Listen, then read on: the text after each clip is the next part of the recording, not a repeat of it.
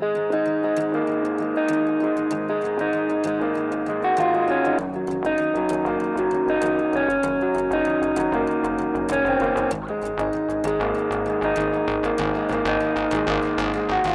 bem-vindo ao canal da Clínica Facto, agradecendo a audiência, lembrando a todos que também estamos em podcast e hoje faremos uma entrevista muito importante sobre a situação de transplantes de órgãos no Brasil, algo que ajuda muito ao próximo, que mostra a qualidade dos cirurgiões que nós temos no Brasil e a qualidade da cirurgia.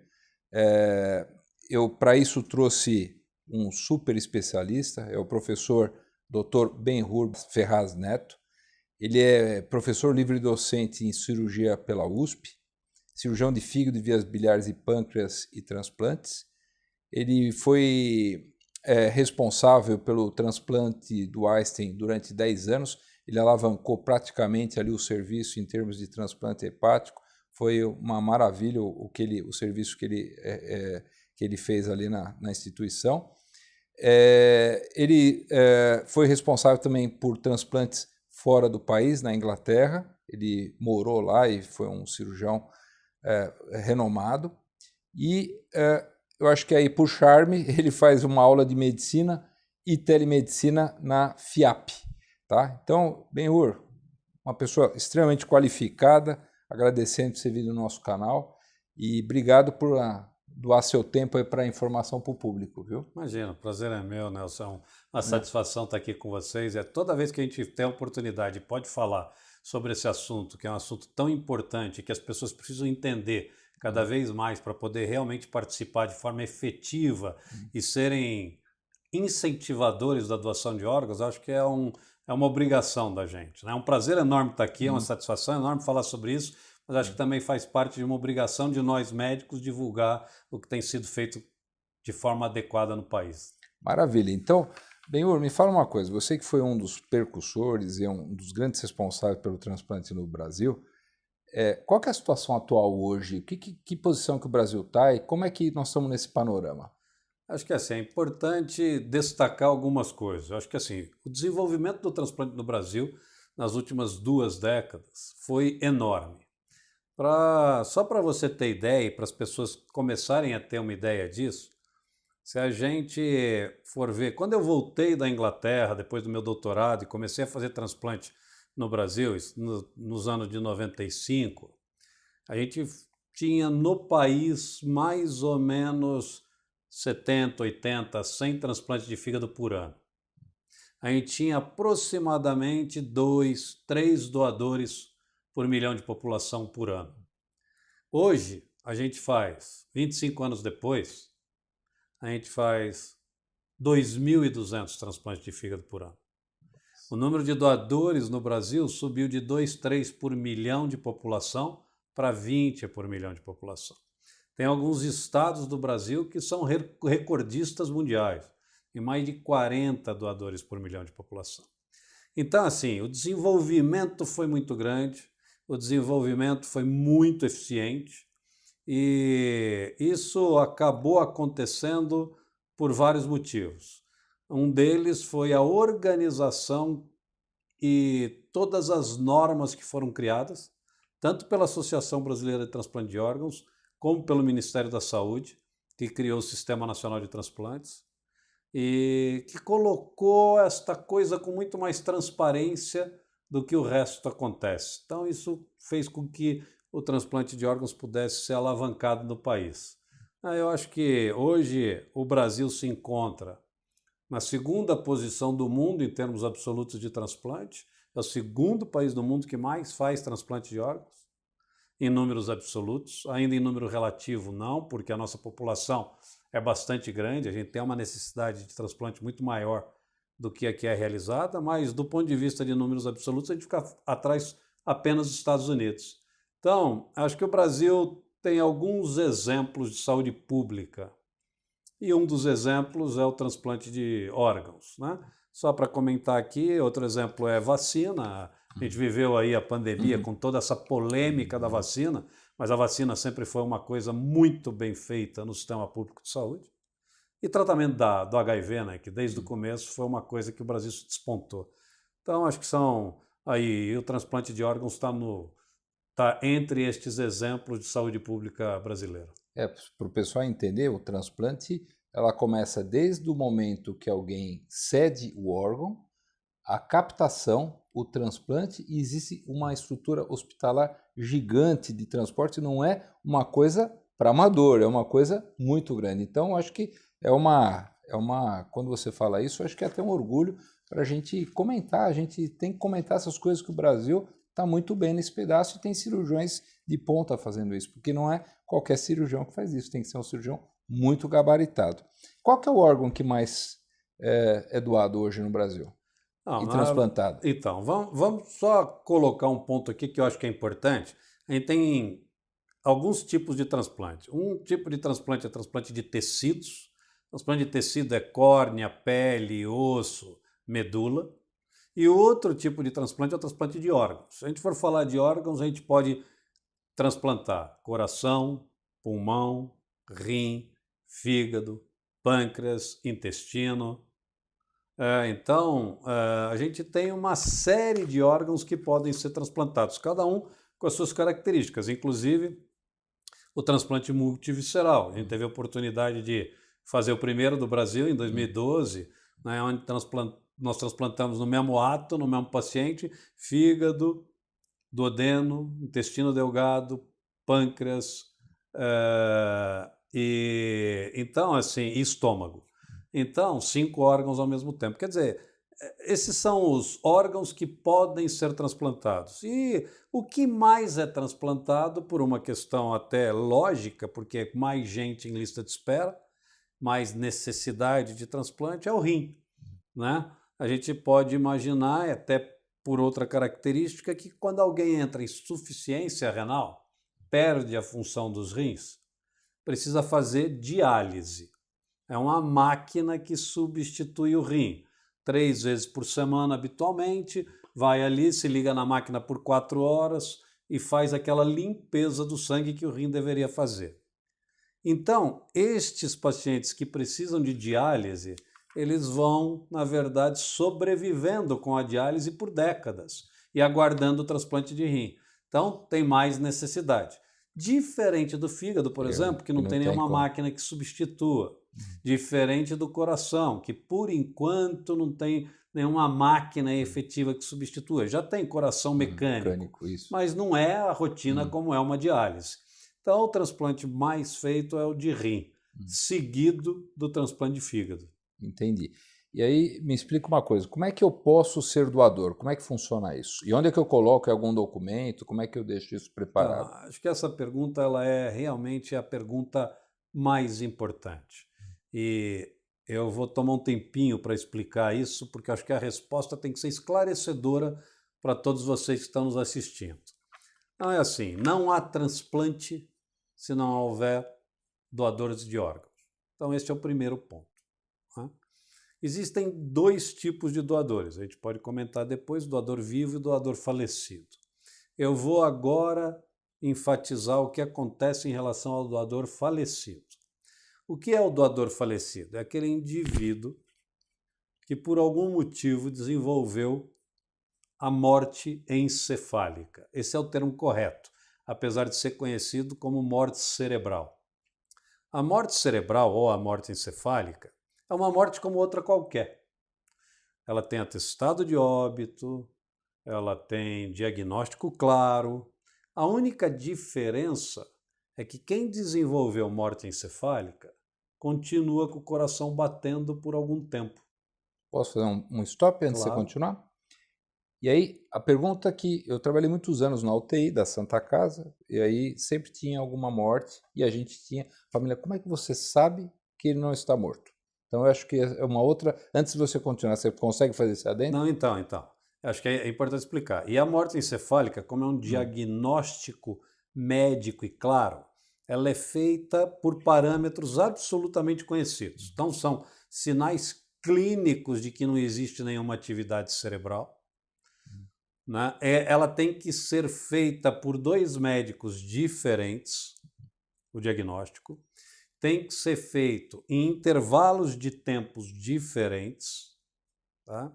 E nenhum destes médicos pode estar vinculado a alguma equipe de transplante, para tirar qualquer tipo de conflito de interesse ou dúvida.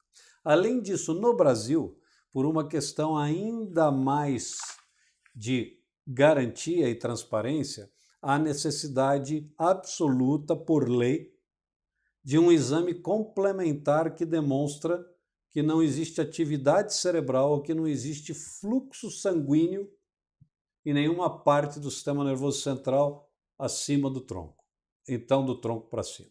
Então, o que acontece é, esses exames demonstram que não há circulação sanguínea no encéfalo, no cérebro. E isto diagnostica a morte encefálica. O coração continua batendo porque existem drogas, existem medicações que promovem que o coração continue batendo, com uma única finalidade, que o sangue continue circulando pelos outros órgãos, inclusive pelo coração, para que eles possam ser aproveitados para transplante. Não há outra justificativa para esse coração continuar batendo, a não ser esta. Então, através de drogas, você pode continuar batendo por 12, 24, 36 horas depois da morte diagnosticada.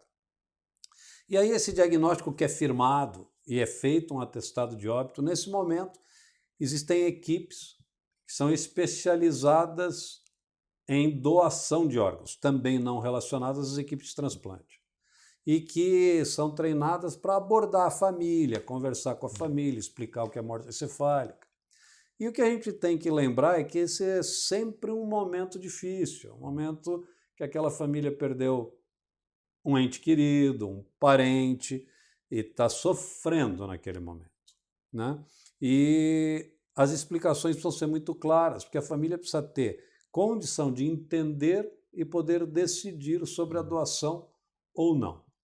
Uma vez doado, e eu acho que vale a pena a gente voltar para como isso acontece e como a lei hoje é no Brasil, porque você perguntou onde tem que estar em algum documento? Não. Esse negócio do documento escrito sou doador ou não sou doador foi proposto em 1999 e acabou em 2000. Quer dizer, não existe nos últimos 20 e tantos anos nada que justifique isto no documento. Hoje no Brasil, a lei é uma lei considerada de doação presumida fraca. O que isso significa? Significa que a gente imagina que as pessoas queiram ser doadores de órgãos, mas quem decide se ela vai ser ou não é a família. Então, no momento que ela desenvolveu morte encefálica, os parentes mais próximos, e existe uma regra para isso, né, pais, filhos, marido, mulher, sobrinhos, e assim vai seguindo uma lógica, eles decidem se aquele indivíduo, aquele parente que morreu, está em morte encefálica, com o coração ainda batendo, vai ser um doador ou não. Qual que é a coisa mais importante hoje em relação à doação de órgãos? É que cada um de vocês que está nos assistindo possa conversar sobre doação de órgãos em casa. E conversar enquanto isso não está acontecendo, enquanto você não está passando por aquela situação difícil. Por quê? Porque na hora da situação difícil é tudo muito corrido, é tudo muito novo, está todo mundo muito estressado, muito triste, muito abalado.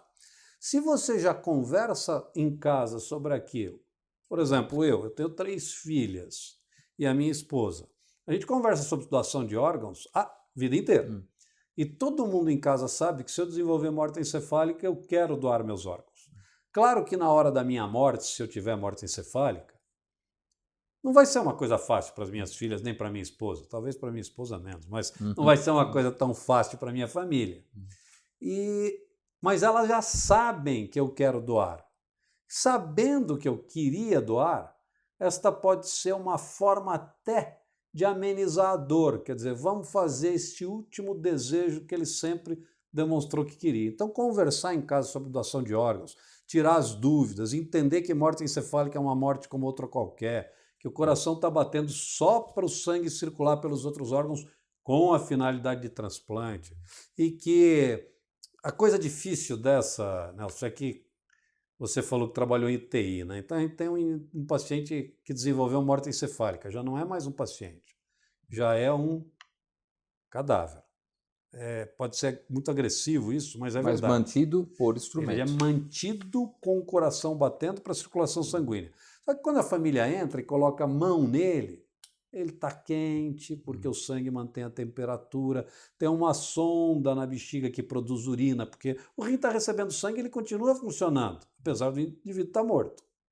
O coração bate, tem um monitor com barulhinho, então isso dá para a gente sensação de vida que não existe mais naquele momento. E é isso que as pessoas precisam realmente entender. E conversar em casa e saber, olha, se eu tive o diagnóstico de morte encefálica e eu posso ajudar tanta gente, ó, um coração, 2 rins, pulmão que pode ir para 2, fígado pode ser dividido para 2, córnea, osso, pele, né, pâncreas. Muitas pessoas vão ser... Muita gente claro. queria morrer sem aquela oportunidade, Então, pode e aí ser então você falou uma coisa importante. Então a família pode doar, como também eu posso deixar manifestado o que eu quero. Eu acho que facilita muito, Você né? pode deixar é um estresse a menos, manifestado né, com a pra família. Se você disser, escrever em um papel, o seu documento, registrar em cartório, eu quero ser doador de órgãos, se a sua família falar não, é não. Agora, Benhor, me explica uma coisa. A sua equipe é chamada porque teve uma doação. Como é que funciona? Aí, a partir desse momento que a família fez a doação, assinou toda a documentação, como é que é feito isso? Porque é dado um atestado de óbito no momento que é retirado o órgão, é isso? Não. Me explica isso melhor. Explica. Não, é assim. Aí, chegou a tua equipe, aí como é que funciona? Aquele paciente que morreu, a morte cefálica, já tem diagnóstico de óbito. Sim. Aí o que acontece? Ele pode doar uma série de órgãos. A equipe decide, a família decide se ele doa todos. Tem família que, por exemplo, doa todos, mas não doa o coração. Do ponto de vista lógico, não há motivo para isso. Mas a gente tem que entender que cada família tem sua crença e sua vontade, e a gente tem que respeitar isso. Mas aí, vamos supor, a família vai lá e doa tudo. Aí o que acontece? Aquele doador que já foi comunicado, acho que tem uma coisa importante, toda morte encefálica é uma situação de notificação compulsória. O que isso significa? É obrigado por lei que todo médico notifique a Secretaria de Estado da Saúde do seu estado que tem alguém que evoluiu com morte encefálica. Como havia com a Covid, tem Covid, tem que notificar. Morte encefálica é igual. Então, notifica, a Secretaria da Saúde já sabe. Aí o doador, a família vai lá e doa. Aí, este doador vai servir para determinados pacientes que estão em lista de espera. Essa lista de espera, ela é única. Ela é única no Brasil. E tem que ter parâmetros de sangue. Mas ela é controlada por cada estado. Então, assim, os órgãos de São Paulo vão para São Paulo. Se não tiver nenhum receptor em São Paulo, tem um outro caminho para distribuir. Os órgãos do Ceará vão para o Ceará. Ah, mas não tem ninguém lá esperando? Tem outra rotina para distribuir. É tudo muito organizado. A Secretaria de Estado da Saúde é responsável por essa lista, que está lá no computador, num programa de computador. Quando notifica aquele doador com aquelas características, ele é compatível com 100 pacientes que aguardam coração, 100 que aguardam rim, 200 que aguardam fígado, aquelas listas saem. E a lista sai por ordem de necessidade. Essa ordem de necessidade é estabelecida por critérios médicos aceitos no mundo inteiro. Então, não há como furar fila. Não há como ninguém passar na frente de ninguém. Nem por questão política, econômica. Isso é um exemplo de que as coisas são possíveis até no Brasil de funcionar direito. É só a questão de querer, né? E a de órgãos funciona muito bem. Aí vem aquela lista, Secretaria da Saúde entra em contato comigo, por exemplo, se eu sou responsável pelo doente que está em número 1 na lista. Ela entra em contato com você, se é responsável pelo doente que está em número 1 para o rim. Entra em contato com alguém que é responsável pelo coração, que é número 1, e oferece, olha, tem um doador assim, assim, com essas características assim, assim, compatível com o seu receptor, conforme você colocou na lista. E aí você diz, ok, meu receptor está bem, eu aceito. Aí tem uma outra logística grande, que é assim, a retirada dos órgãos é uma cirurgia como outra qualquer, que tem que ser feita ainda com o coração batendo. Então, este doador vai para o centro cirúrgico com uma logística organizada para a equipe de coração, equipe de rim, equipe de fígado, equipe de pâncreas. Multiprofissional. Todo mundo está junto lá para fazer as extrações dos órgãos ao mesmo tempo.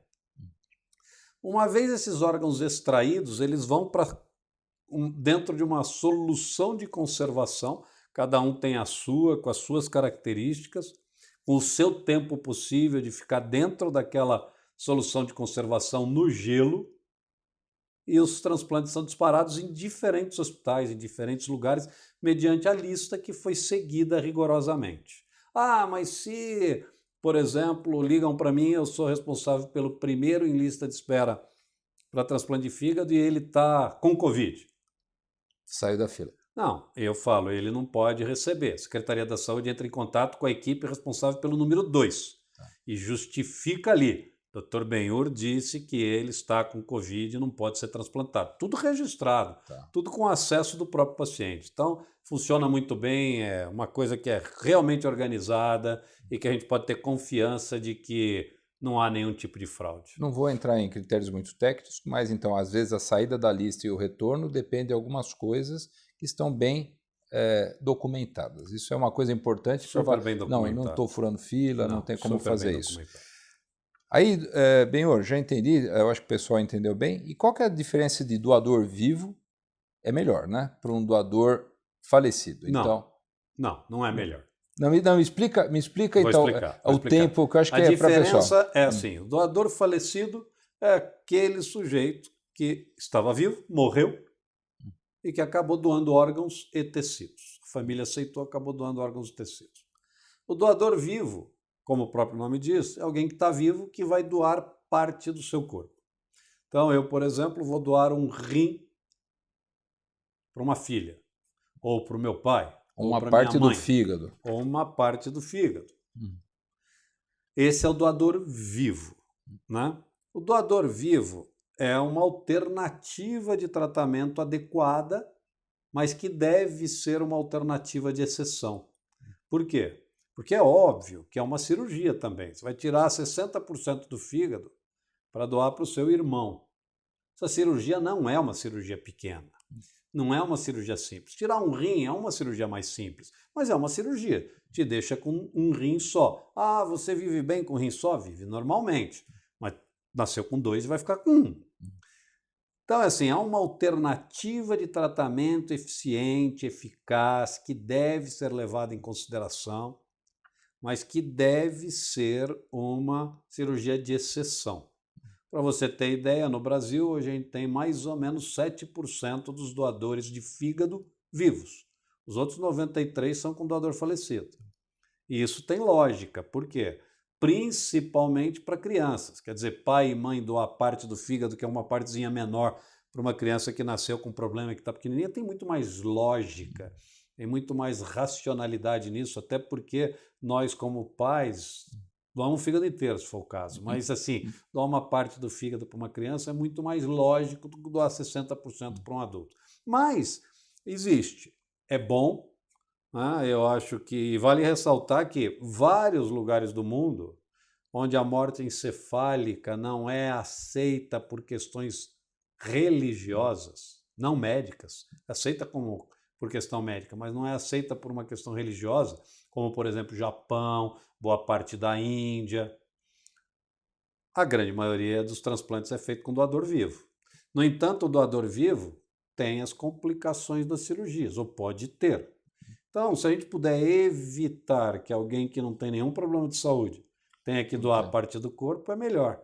A gente só consegue fazer isso aumentando o número de doadores. Entendi. E hoje a gente tem um potencial de doadores muito grande e ainda viabiliza muito pouco perto do potencial que nós temos. Show de bola. E aí, Benhur, a pessoa sofreu um transplante, qual que é o acompanhamento que o Benhur faz para esse paciente? Cada tipo de transplante tem um acompanhamento diferente, mas esses pacientes precisam ser acompanhados pelo resto da vida. E a vida passa a ser, na esmagadora maioria das vezes, vida absolutamente normal. Você não olha para uma pessoa e sabe que ela é transplantada, né? E a sobrevida é longa, grande, adequada, os limites para o transplante são cada vez menores, né? A gente oferece cada vez para mais gente. Então, assim, mas tem que ter cuidados. Por quê? Porque a hora que você recebe um órgão de uma outra pessoa, você tem a chance de ter rejeição, seu organismo brigar com aquele órgão.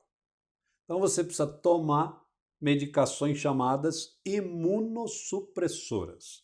O que esse nome quer dizer? Que ele diminui o sistema imunológico da pessoa, que é o sistema de defesa.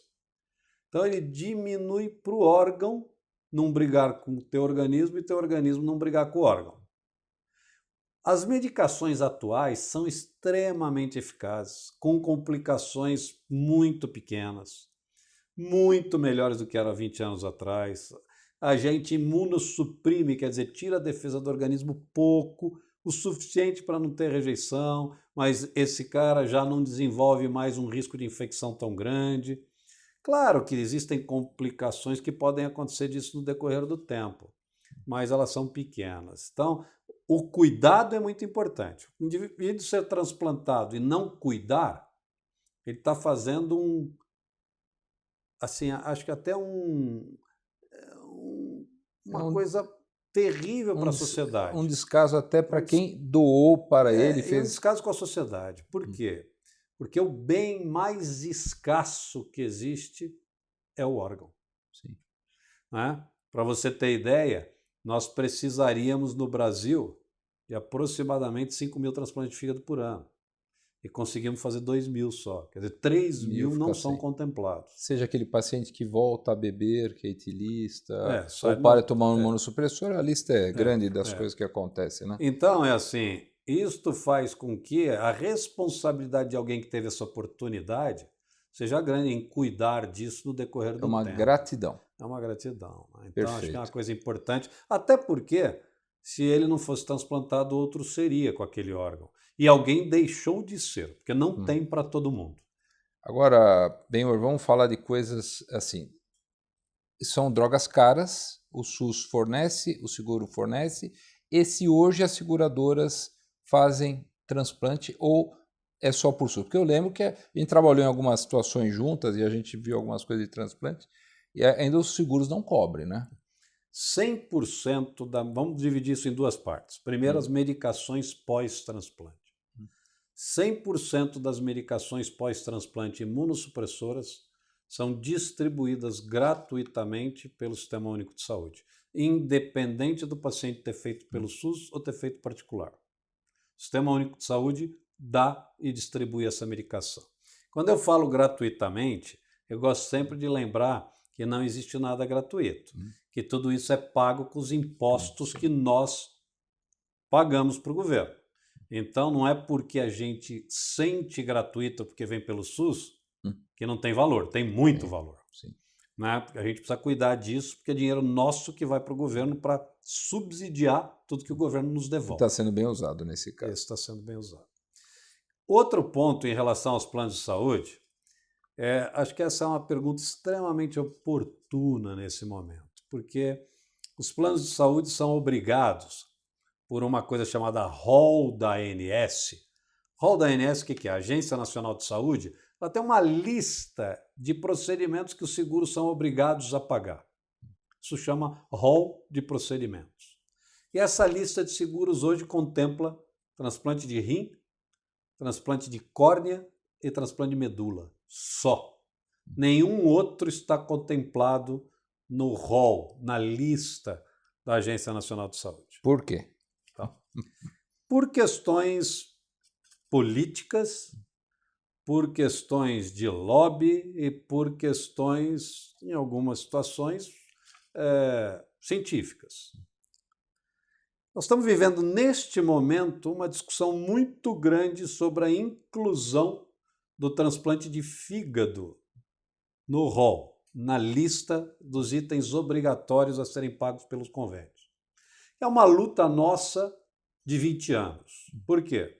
Porque o transplante de fígado deixou de ser um procedimento experimental para ser um Sim, procedimento eficaz em 1984. só isso. Né? E de lá para cá a gente Hum, continua sem ser contemplado nos hum. seguros. A gente vem brigando há 20 anos, no mínimo, Associação Brasileira de Transplante de Órgãos, atualmente o Colégio Brasileiro de Cirurgia Digestiva junto, e vem brigando, que eu digo no bom sentido, justificando, tentando contemplar. E neste momento tem uma coisa chamada consulta pública aberta, abriu ontem, para que cada um entre no site e diga, acho que deve ser, acho que não deve ser. Então, nós estamos em vias de contemplar o transplante de fígado Hum. no rol dos procedimentos a serem incluídos para transplante nas operadoras de saúde. E acho que vale lembrar que 25% da população brasileira tem um seguro de saúde. Estes transplantes de fígado, desses 25%, estão sendo pagos pelo Sistema Único de Saúde, que poderia estar economizando este dinheiro e reinvestindo este dinheiro em outros novos transplantes, ou em doação de órgãos, ou qualquer outro serviço de saúde. Então, acho que isso deve acontecer agora, eu tenho muita esperança que isso aconteça e acho que isso vai trazer um enorme benefício à sociedade. Nossa, ótima resposta. Então, as pessoas podem participar disso para ajudar nesse sentido. Podem. Hoje está aberta essa consulta pública. E como é que a pessoa chega nessa consulta pública? Se colocar hoje na internet consulta pública transplante de fígado da ANS, deve aparecer o link onde você entra e comenta. Perfeito, ótimo. Isso é bom divulgar. Benhur, todo hospital pode fazer transplante? Como é que funciona isso?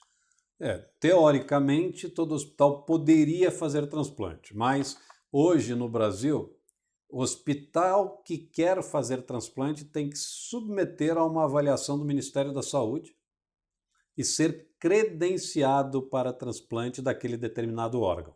O mesmo acontece com uma equipe. Uma equipe treinou e quer fazer transplante, não pode sair fazendo transplante. Ela precisa comprovar ao Ministério da Saúde alguns critérios de capacitação, seguir uma lista de checagens para itens, para que possa dizer estou cumprindo tudo isso, e aí ela pode ser autorizada. E como é autorizado isso?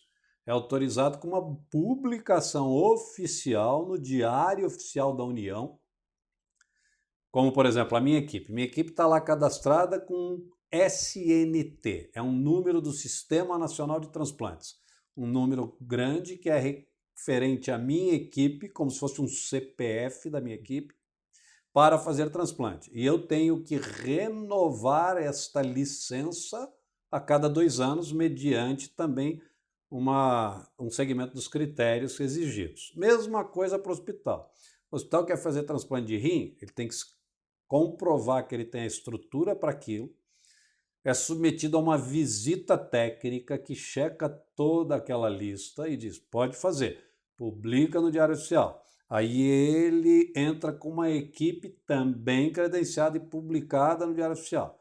Aí sim ele tem a possibilidade de listar um paciente.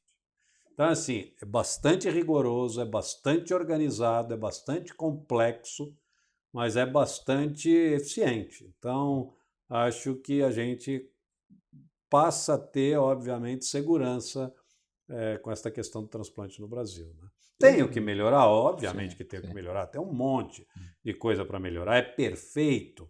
Não é perfeito. O que a gente pode dizer é ninguém fura fila e quem faz transplante está preparado e comprovou que está preparado para fazer, e o hospital que está credenciado foi credenciado e autorizado pelo Ministério da Saúde porque tem condições de fazer. Ou seja, é um serviço sério. É. Tá. Para finalizar, Benhur, que senão nós vamos ficar aqui o dia inteiro falando que você sabe muito. Olha, não é fácil não, professor. Quais são os critérios do receptor para recebimento de órgão e do doador? Porque existe uma sequência, né? Então, como é que funciona isso só para as pessoas entenderem? Vamos supor, você pode chegar e doar o seu fígado para mim? E como é que funciona isso? Essa pergunta é boa também, importante. Acho que, mais uma vez, tem que dividir em 2 partes. Uma delas é do doador vivo. O doador vivo, que pode doar rim, pode doar fígado, ele pode doar parte do seu corpo para um parente até 4º grau. O que é um parente até 4º grau? É filho, pai, irmãos, primos, tios. Ele não pode doar para um desconhecido. Para ele doar para um desconhecido, ele ou não parente, ele precisa ter uma ordem judicial que tenha entrevistado quem vai doar, quem vai receber e que aquilo demonstre por um juiz que não se trata de um negócio. É uma doação mesmo. Interessante. Então, a grande maioria dos transplantes entre vivos são entre parentes até 4º grau. E a gente considera parente cônjuge, né? Então, cônjuge também pode receber. Os critérios para que um doe para outro são critérios de compatibilidade que variam de órgão para órgão. E que acho que não vale a pena entrar em detalhes aqui, mas que tipo sanguíneo, Características genéticas. imunidade, genética, tudo isso, tamanho, tem uma série de coisas. A outra coisa é o doador falecido, aquele que teve morte encefálica. Esse doador falecido, todos nós podemos ser doadores. Ah, mas eu tive hepatite, posso ser doador? Pode. Ah, mas meu fígado com hepatite vai ser transplantado? Não sei. Se ele não puder ser transplantado, você pode ser doador de rim, de coração. Ah, mas eu tive um infarto. Tá, seu coração não vai servir, mas o fígado, o rim serve. Então, todo mundo pode ser doador. Existem algumas exceções. Quais? Alguma pessoa que tenha um câncer. Pessoa com câncer não pode doar órgãos. Por quê? Porque pode transmitir uma célula cancerígena com a doação. Então, essa é uma limitação. Pessoas com doenças infectocontagiosas graves. HIV não podia até recentemente. Hoje já pode doar para alguém que tem HIV, porque o HIV está controlado. Covid, no começo, era proibido aceitar um doador com Covid. Atualmente pode transplantar um doador com Covid, desde que ele não tenha sintoma. E desde que não tenha transplantado, você vai transplantar o pulmão que está infectado. Então, assim, as coisas vão mudando com o tempo. Mas, sim, a contraindicação absoluta para alguém ser doador é câncer ativo. Ah, mas eu operei um câncer há 10 anos atrás. Não pode ser doador, está curado, né? Para quem vai receber os órgãos, tem outros critérios. Então, assim, eu não posso entrar na lista para aguardar transplante de fígado se eu não tenho uma doença grave no fígado que me traga algumas complicações pré-determinadas. Então, eu preciso ter um nível mínimo de um indicador baseado em exames, por uma equação matemática que comprove, olha, o Ben-Hur tem isto em 14. Opa, 14 pode entrar na lista. 10 não pode. Entendeu? E tem critérios. Então, tem critério de tumor, tem critério de insuficiência cardíaca, tem critério para insuficiência pulmonar, tem critério para transplante de pâncreas, tem critério para rim. E aí os critérios variam, são técnicos, mas o que eu acho que é importante é que, assim, todos têm critérios, os critérios são científicos, são médicos, são conhecidos e são pré-determinados. Então, assim, a gente não pode inventar um critério para pôr um amigo. O critério até existe até critério até para tumor neuroendócrino, não é, que é feito transplante. Tem critério para tumor neuroendócrino, para tumor primário do fígado. São tumores que a pessoa vive muitos anos e o transplante acaba ajudando. Claro. Puxa vida, Ben-Hur, olha, você foi uma baita aula, um baita esclarecimento. E assim, eu queria te agradecer a tua presença aqui. Se possível, a gente vai falar outras coisas de via biliar com você. Você manja muito disso. Alguma coisa que você queira acrescentar ou não? Eu acho que o que é importante é que a gente realmente tem esperança que o fígado agora entre para este rol dos procedimentos e que a gente possa lutar por uma divulgação clara dos resultados de transplante, né? A gente tem ainda no Brasil uma escassez de resultados dos tratamentos médicos em todos os níveis, né? E como o transplante de órgãos é muito organizado, esses resultados são mais fáceis de ser acompanhados, você precisa acompanhar aquele paciente para sempre. Então, acho que esse é um próximo passo bastante interessante que deve acontecer no Brasil e que as pessoas vão poder olhar na internet e conhecer resultados de transplante de órgãos no Brasil. Acho que a gente está caminhando para aprimorar ainda mais o sistema. Maravilha. Com você encabeçando e tocando isso aí, não tenho a menor dúvida que vai dar certo. Tem muita gente fazendo isso bem, acho que tem muita gente jovem fazendo isso bem, eu acho que esse é um trabalho de 200 mãos, não é um trabalho de um indivíduo, e assim, é um trabalho de time mesmo, de equipe, de muita gente envolvida, né, de vários profissionais, de várias áreas da saúde, de vários hospitais, e eu acho que o Brasil assim, ganhou maturidade nesse sentido, né? Então acho que agora tem tudo para realmente falar, olha, sou maior de idade, fiquei grande. E agora eu posso. Agora eu posso. Sou transparente, estou claro, acho que está no caminho. Já estamos mostrando que nós somos um país sério. Então, eu queria te agradecer, viu, Benhur? Obrigado mesmo pelo esclarecimento. É isso, eu que agradeço, prazer enorme. Parabéns pelo teu trabalho aí, tá toda a equipe que está com você. Obrigado.